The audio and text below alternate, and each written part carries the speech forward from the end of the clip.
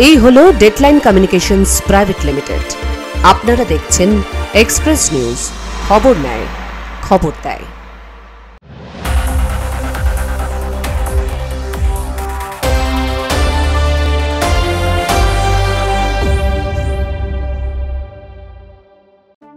Express midday brought to you by lifeline hospital. নমস্কার, express নিউজে আপনাদের প্রত্যেককে স্বাগত। আমি ফাল্গুনি, শুরু করছি এক্সপ্রেস মিডডে।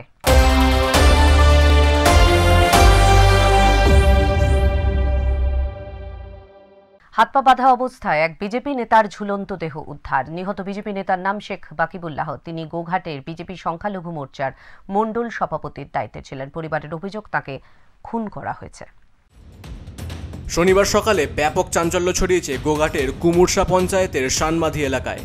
স্থানীয়রা শেখ বাকিবুল্লাহর বাড়ির দোতলার রেলিংয়ে বাইরে থেকে তার ঝুলন্ত দেহ দেখতে পান। খবর পেয়ে গোঘাট থানার পুলিশ দ্রুত ঘটনাস্থলে পৌঁছে দেহ উদ্ধার করে। পরিবার সূত্রে জানা গেছে, বাকিবুল্লাহ শুক্রবার রাতে বাড়িতেই খাওয়া দাওয়া করে শুয়েছিলেন। রাত 12:30 পর্যন্ত তিনি পরিবারের অন্যদের সঙ্গে ফোনে কথাও বলেছিলেন। তার স্ত্রী জানিয়েছেন, কখন তিনি বাড়ির বাইরে বেরিয়েছিলেন তা তারা টের পাননি। ভোরে স্থানীয়রা ঝুলন্ত দেহ দেখতে পেয়ে তাদের খবর দেন। আমার ফোনটা চার্জ দিয়ে আমি ওর দিকে মুখ করে শুয়েছি, আর ঘুমিয়ে গেছি। আমি যাইনি, কখন বাইরে বেরিয়েছে। পরিবারের অভিযোগ, বাকিবুল্লাহ বিজেপি পার্টির সাথে যুক্ত থাকার কারণেই তাকে খুন হতে হয়েছে। যদিও এই ঘটনার জন্য তারা সুনির্দিষ্টভাবে কোনো রাজনৈতিক দলকে দায়ী করেননি। তবে মৃতের পরিবার পুলিশের কাছে নিরপেক্ষ তদন্তের দাবি জানিয়েছেন।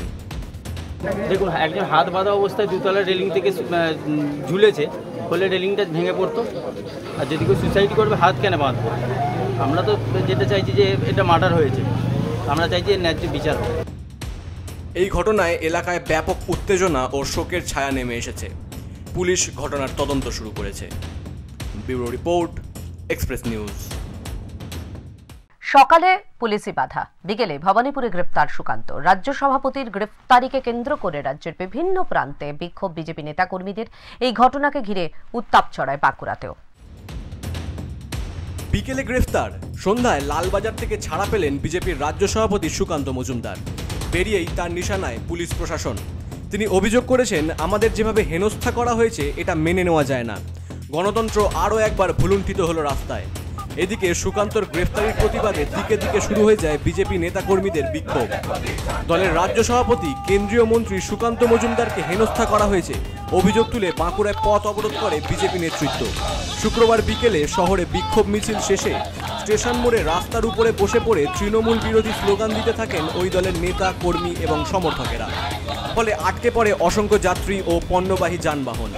এই দিনের এই কর্মসূচিতে উপস্থিত ছিলেন বিজেপি বাঁকুড়া জেলা সভাপতি প্রসেনজিৎ চট্টোপাধ্যায়, বিধায়ক নীলাদ্রি শেখর দানা প্রমুখ। বিধায়ক নীলাদ্রি শেখর দানা এই দিন অভিযোগ করে বলেন, বজবজে আক্রান্ত বিজেপি কর্মীদের পাশে দাঁড়াতে রাজ্য সভাপতি কেন্দ্রীয় মন্ত্রী সুকান্ত মজুমদার যান।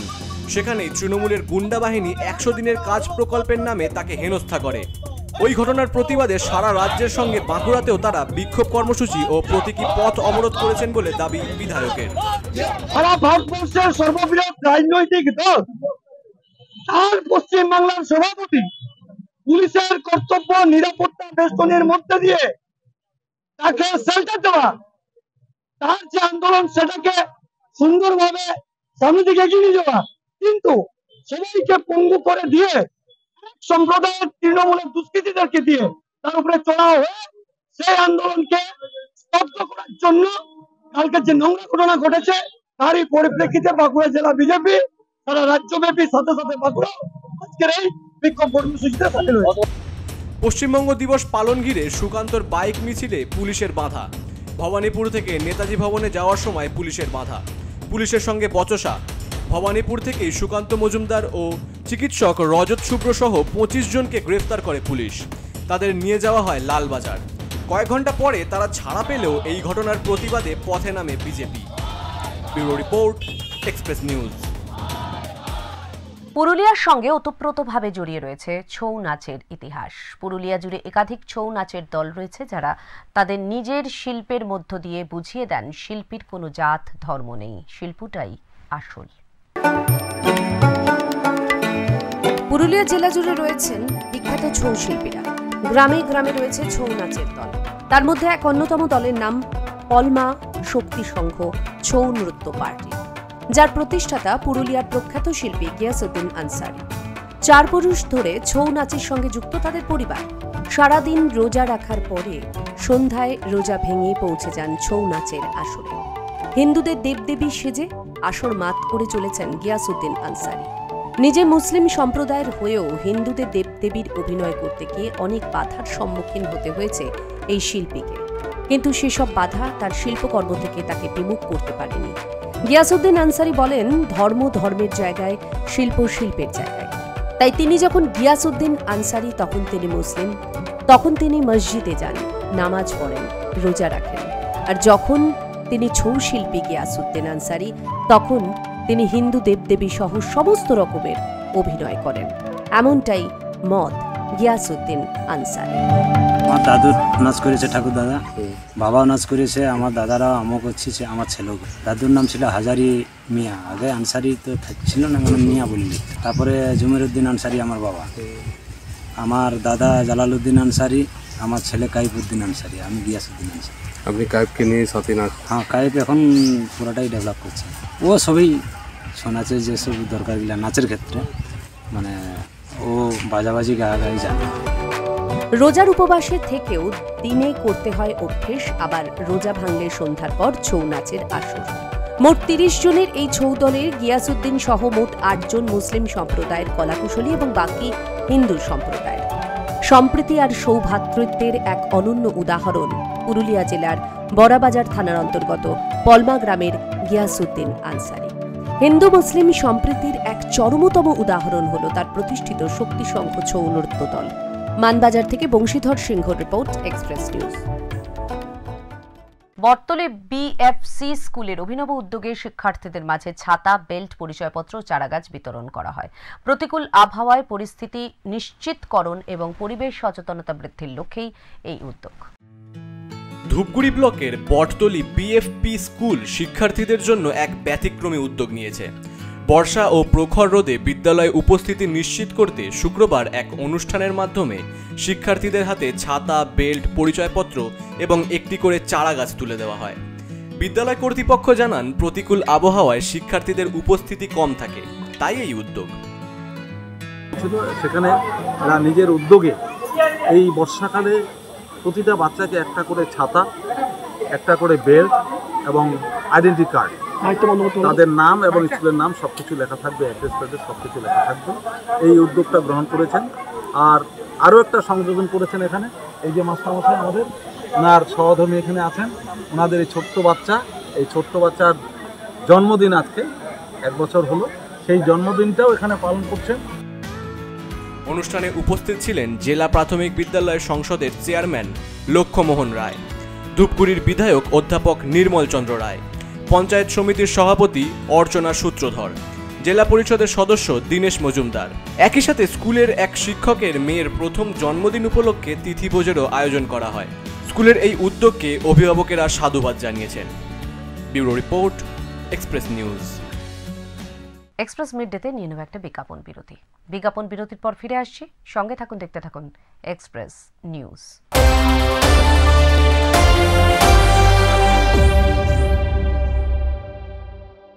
লাইফলাইন মাল্টি স্পেশালিটি হসপিটাল, স্বাস্থ্য পরিষেবায় নতুন দিগন্ত।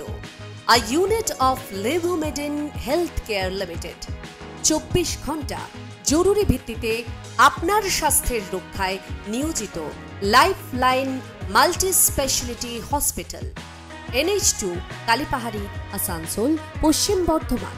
যে কোনো প্রয়োজনে ফোন করুন 034135013550।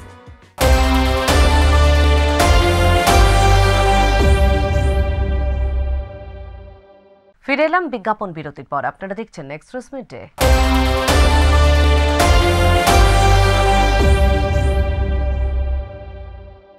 বিষ্ণুপুরের মতিচুর লাড্ডু, যার জুড়ি মেলা ভার। জানেন কি, এই মিষ্টির সঙ্গে জড়িয়ে রয়েছে হাজার হাজার বছরের ইতিহাস, কত না গল্প কথা। মতিচুর লাড্ডু নিয়ে এক্সপ্রেস নিউজের বিশেষ প্রতিবেদন। অবশেষে জিআই স্বীকৃতি পেল বিষ্ণুপুরের মতিচুর লাড্ডু। গান, বাজনা, মতিচুর, এই 3 নিয়ে বিষ্ণুপুর। একেবারে এই শহরের নামের সঙ্গেই জড়িয়ে রয়েছে এই মতিচুরের লাড্ডু। কি এই মতিচুর জানেন কি? এই মতিচুর লাড্ডু কি কি উপকরণ দিয়ে তৈরি করা হয়, কিভাবে জন্ম হয়েছিল এই মতিচুরের, এই গল্পই আজ তুলে ধরবো আপনাদের কাছে। বিষ্ণুপুরের মিষ্টান্ন ব্যবসায়ীরা যেমনটা জানাচ্ছেন, প্রায় 1000 বছর আগেকার গল্প। মল্ল রাজার আমলে এই বিষ্ণুপুরের ময়রারা এই লাড্ডু বানিয়ে নিয়ে গিয়েছিলেন রাজদরবারের সভাতে।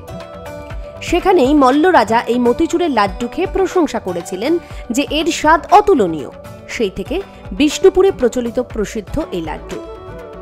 হ্যাঁ, অবশ্যই। আমরা তো সারা বছর রাজ্যের বিভিন্ন জায়গা ঘুরতে যাই, সেক্ষেত্রে বিভিন্ন জায়গায় দেখা হলে এটা একটা প্রাইড শেয়ারিং মুভমেন্ট একটা তৈরি হয় যে এরকম আমাদের একটা মিষ্টি এখানে রয়েছে এবং এই ধরনের স্বীকৃতি পেয়েছে। তো এটা খুবই আনন্দের ব্যাপার আমাদের। মতিচুরের লাড্ডু বানানোর জন্য ব্যবসায়ীদের সংগ্রহ করতে হয় জঙ্গলের এক বিশেষ পিয়াল ফল। সেই ফলের বীজকে শুকিয়ে সেটা পেশাই করে বেসন তৈরি করা হয় এবং সেই বেসনকে মেখে মিহিদানা বানানো হয়। সেই মিহিদানাকে পাকিয়ে পাকিয়ে তৈরি করা হয় নরম তুলতুলে সুস্বাদে ভরা মতিচুরের লাড্ডু। অবশেষে বিষ্ণুপুরের মিষ্টান্ন ব্যবসায়ীদের দীর্ঘদিনের প্রচেষ্টায় জিআই স্বীকৃতি পেল এই মতিচুরের লাড্ডু। এমনিতেই বিষ্ণুপুরের মানুষদের বাড়িতে আত্মীয়রা এলে তাদের জন্য বাড়িতে নিয়ে যাওয়া হয় এই মতিচুরের লাড্ডু। আর বিষ্ণুপুরের মানুষরা যখন আত্মীয়দের বাড়ি যান তখনও কিন্তু হাতে করে নিয়ে যান মতিচুরের লাড্ডু। এখন জিআই পাওয়ার পর এই মতিচুরের চাহিদা আরও বাড়বে বলেই আশা করছেন ব্যবসায়ীরা। আর এই ব্যবসা বাড়ানোর জন্য তারা আরও উন্নত মানের মতিচুর বানাবেন বলে জানিয়েছেন। বাঁকুড়া থেকে অনিকেত বাউরের রিপোর্ট, এক্সপ্রেস নিউজ। হাসপাতাল কি শুধু সাজানোর জন্য, চিকিৎসার জন্য নয়? যদি চিকিৎসা ব্যবস্থা ভালো হতো তবে বাইরে থেকে বেশি খরচে কেন চিকিৎসা করাতে হয়? এই চিন্তায় হতাশ মালদা ও 2 দিনাজপুরের বহু সাধারণ মানুষ।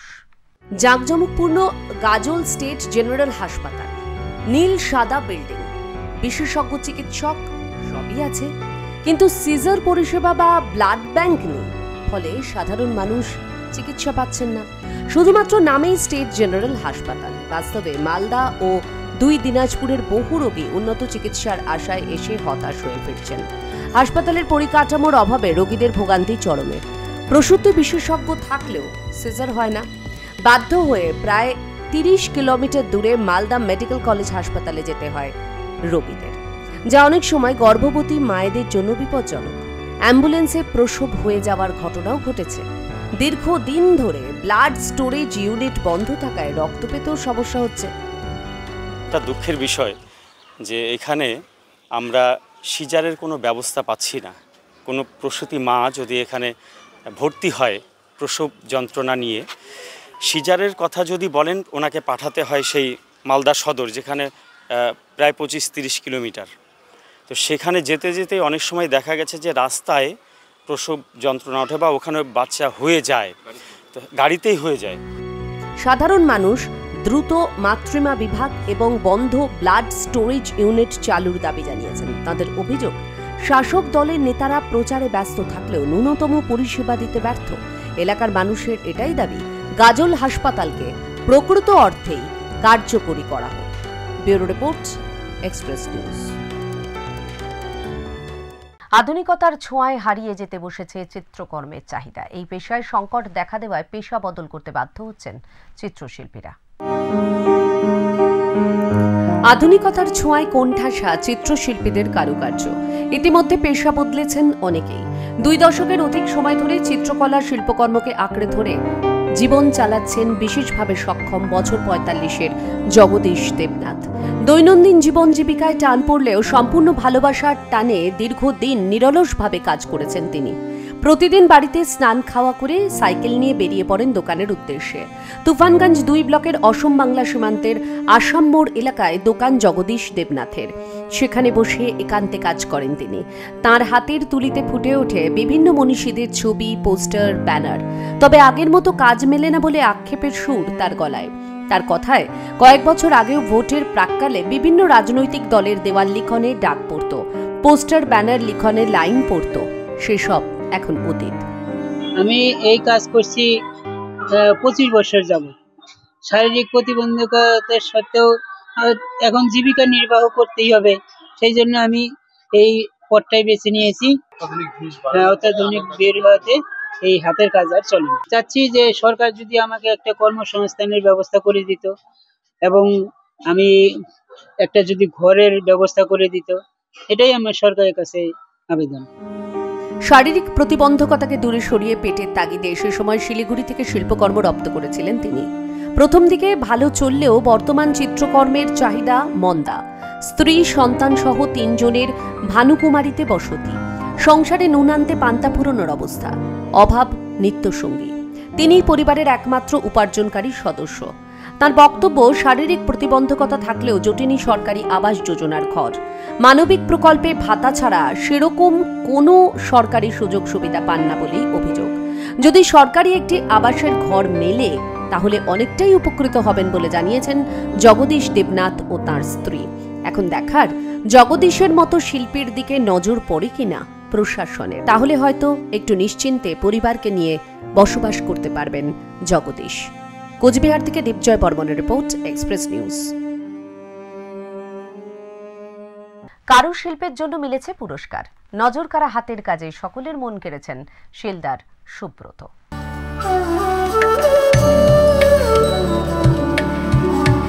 হাতে রয়েছে জাদুর ছোঁয়া।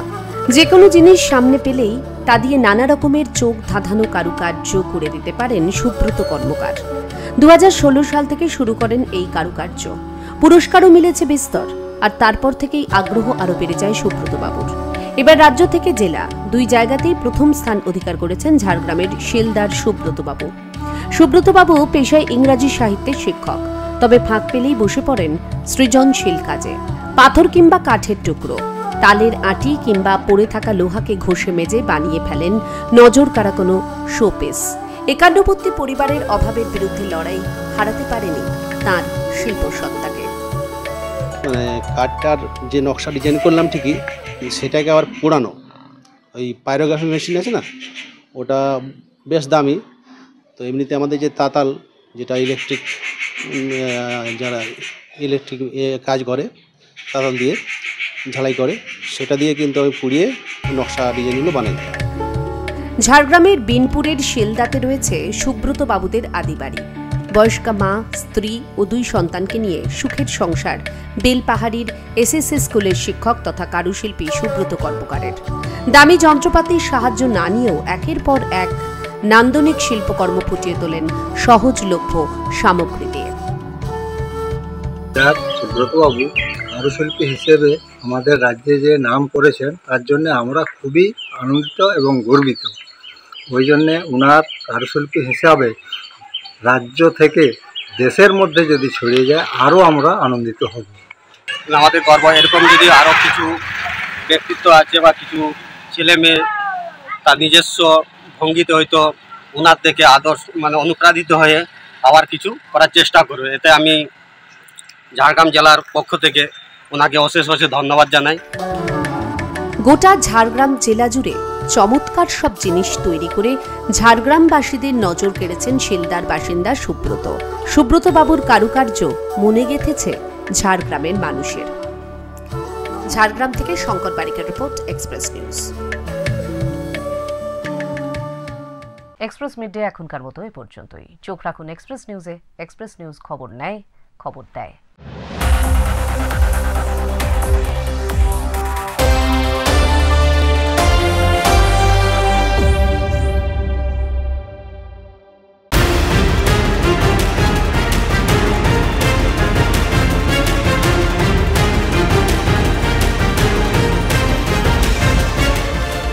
এই হলো ডেডলাইন কমিউনিকেশনস প্রাইভেট লিমিটেড।